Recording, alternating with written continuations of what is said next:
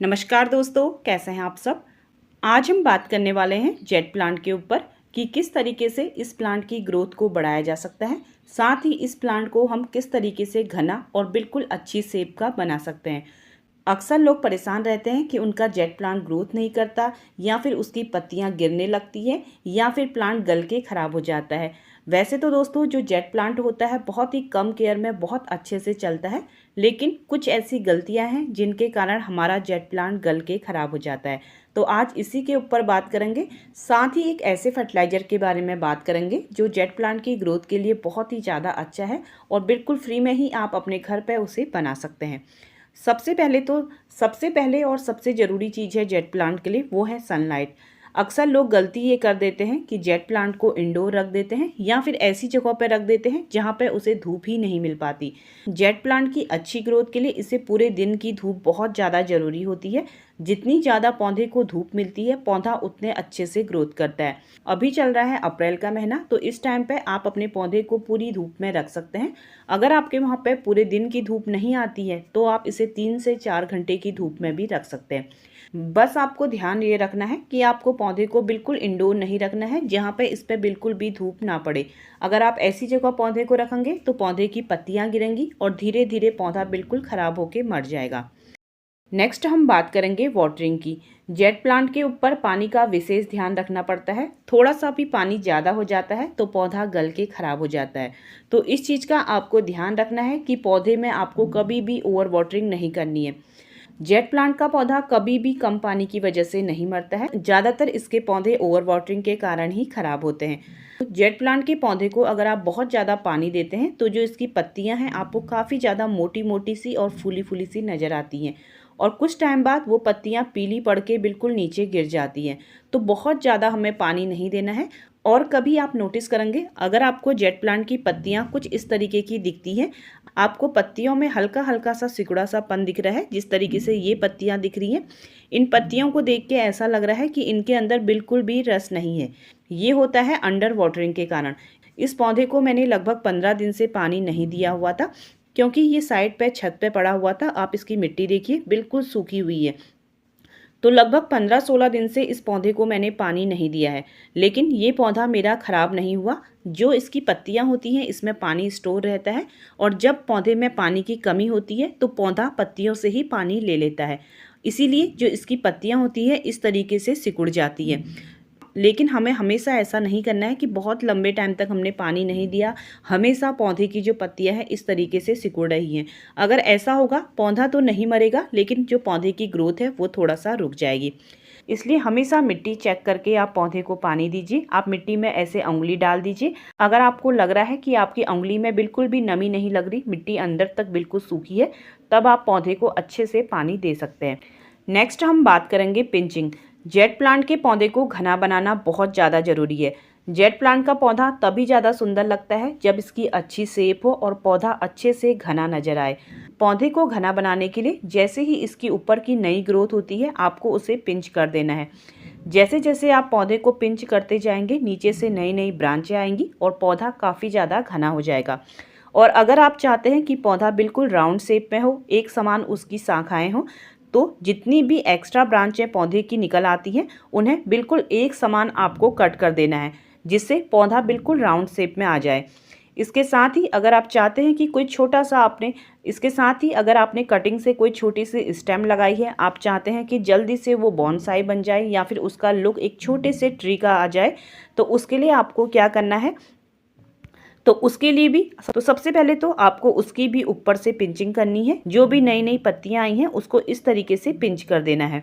उसके साथ ही हमें ये करना है, जो इसकी मेन स्टेम होती है उसके नीचे नीचे की सारी पत्तियां हटा देनी है। जैसे इसमें ये ब्रांचें आई हैं, इसकी जो साइड में नई ग्रोथ हो रही थी मैंने उसे कट कर दिया, क्योंकि जो मैंने साइड से ब्रांच आई है मुझे ये बिल्कुल प्लेन चाहिए, क्योंकि जो प्लेन ब्रांचें होती हैं बहुत ज़्यादा सुंदर लगती है। और इस तरीके से जब हम ऊपर से पिंच करते हैं तो जो पौधा होता है यहीं पे बिल्कुल गोल शेप में आएगा और बाद में चल के बहुत अच्छा लगेगा। तो पिंचिंग करते समय हमें ये देखना है कि पौधा हमको किस शेप का चाहिए, उस तरीके से आप पौधे की पिंचिंग करते रहें जिससे पौधा अच्छी शेप में आए। और पिंचिंग करते समय या फिर कटिंग करते समय जितनी भी इसकी कटिंगें बचती हैं, आप उसे किसी किसी भी पॉट में या फिर किसी भी कप में लगाइए, बहुत अच्छे से ग्रोथ करेगा। इसके साथ ही गर्मियों के दिनों में आप अपने जेट प्लांट में पानी का स्प्रे ज़रूर किया करें। पानी का स्प्रे वैसे तो सभी पौधों के लिए बहुत अच्छा होता है, लेकिन जैसे ही गर्मियाँ आती हैं पौधों को बहुत ज़्यादा ज़रूरत होती है पानी की स्प्रे की। गर्मियों में तो आप पौधों पर डेली पानी का स्प्रे भी करते हैं तब भी बहुत अच्छा रहता है, पौधे काफ़ी ज़्यादा साफ नज़र आते हैं। इसके साथ ही इससे पौधों की ग्रोथ में भी काफ़ी ज़्यादा प्रभाव पड़ता है। जो पौधों की ग्रोथ होती है काफ़ी ज़्यादा तेज़ी से होने लगती है, इसलिए जब भी आपको याद रहता है पौधों पर पानी का स्प्रे ज़रूर किया करें। नेक्स्ट हम बात करते हैं फर्टिलाइज़र की। वैसे तो दोस्तों जो जेट प्लांट होता है इसे बहुत ज़्यादा खाद की ज़रूरत नहीं होती, इसे अच्छी धूप और थोड़ा सा पानी मिल जाए यही इसके लिए काफ़ी होता है। लेकिन पौधे की स्टेम को मोटा करने के लिए और पत्तियों में अच्छी चमक के लिए और जो पौधे की ग्रोथ होती है उसे और ज़्यादा फास्ट करने के लिए हम इसमें फर्टिलाइज़र का यूज करते हैं।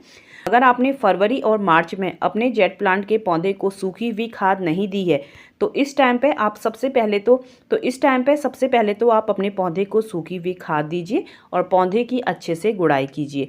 सूखी हुई खाद में आप पौधे को गोबर की खाद, वर्मी कंपोस्ट या फिर किचन कंपोस्ट 2 से 3 मुट्ठी दे सकते हैं। अगर छोटा पौधा है तो 1 मुट्ठी दीजिए और अगर बड़ा पौधा है, जितने मेरे ये बड़े बड़े पौधे हैं, तो आप 2 से 3 मुट्ठी दे सकते हैं। देखिए दोस्तों, जो सूखी हुई खाद होती है उसका अलग काम होता है और जो लिक्विड खाद होती है उसका अलग काम होता है। सूखी हुई खाद डालने से एक तो मिट्टी काफ़ी ज़्यादा बुरबुरी बनती है और जो सूखी हुई खाद होती है वो पौधा धीरे धीरे लेता है, और जो हम लिक्विड खाद देते हैं पौधे पे वो पौधा जल्दी अपने ऊपर ले लेता है। तो अगर आपने सूखी हुई खाद नहीं दी है तो 2 से 3 मुट्ठी आपको अभी देनी है, फिर उसके बाद आपको अक्टूबर नवंबर में ही सूखी हुई खाद देनी होती है। इसके साथ ही आप जेट प्लांट की अच्छी ग्रोथ के लिए आप इसमें 20 से 25 दिन में कोई ना कोई लिक्विड फर्टिलाइज़र दे सकते हैं। जो अभी मैंने इसके लिए लिक्विड फर्टिलाइज़र बनाया है ये बहुत ही सस्ता और बहुत ही अच्छा है।